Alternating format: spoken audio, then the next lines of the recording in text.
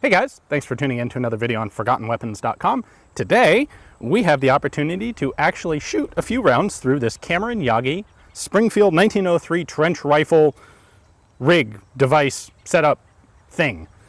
Should be really cool. So I'm going to shoot off this sandbag. Unfortunately, I didn't have time to set up like an original authentic World War I trench, but I think we can make this pretty cool even without a trench. So we've got some 30-06 here. Go ahead and balance the rifle up there. These things are a little bit awkward to handle, I'll be honest. This would be easier if you were walking around, you know, with the trench parapet up there. We'll just put in a couple, say 5 rounds to start with. What's interesting about this system is, as I mentioned in yesterday's video when we were talking about its history, there is really nothing going on here special about the rifle.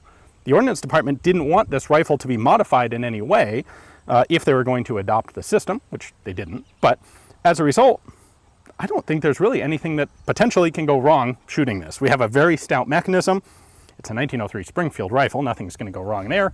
And we have some actually fairly light 150 grain 30-06. So according to the written accounts, this is a nice gentle shooting rifle because we got about 6 pounds extra mass, like 2.7 kilos of extra mass from the shoulder stock assembly. So let's see how it runs. All right, get down here. All right, close the bolt. Gun is live and ready.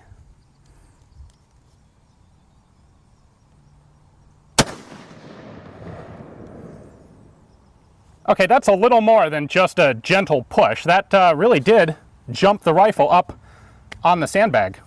Let's do another.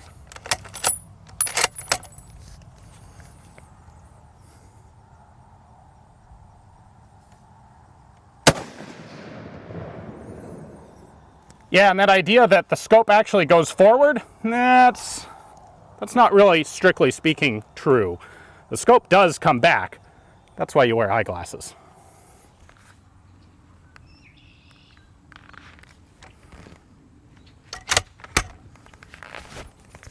Let's try and figure out the best way to hold this.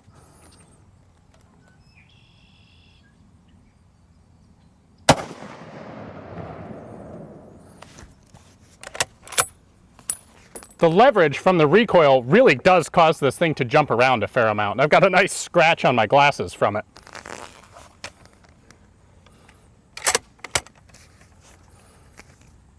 And you don't want to put your hand up here because then your hand will get shot off by the Germans.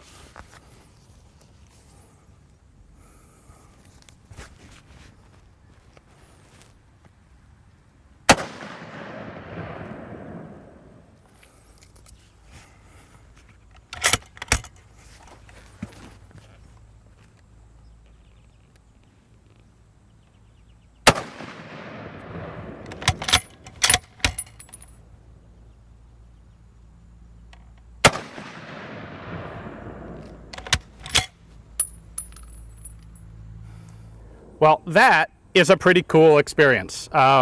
Definitely behaved differently than I was expecting. What I'd read all said, oh, it's just like a little push and the eyepiece goes forward and no big deal. Yeah, nah, I don't know that that's really actually all that true. Now, if you had a sling on the front swivel here and you could put tension on the sling, that would definitely help because then you'd be able to keep the muzzle of the rifle down firm on your shooting surface.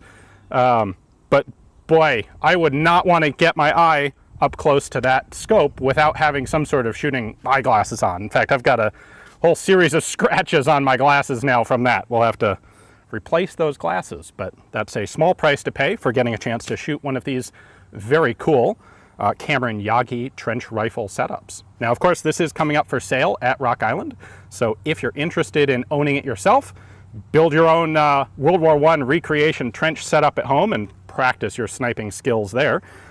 take a look at the description text below the video. You'll find a link there to Rock Island's catalog page on the rifle, and you can see their pictures and description and price estimate and all that sort of cool stuff.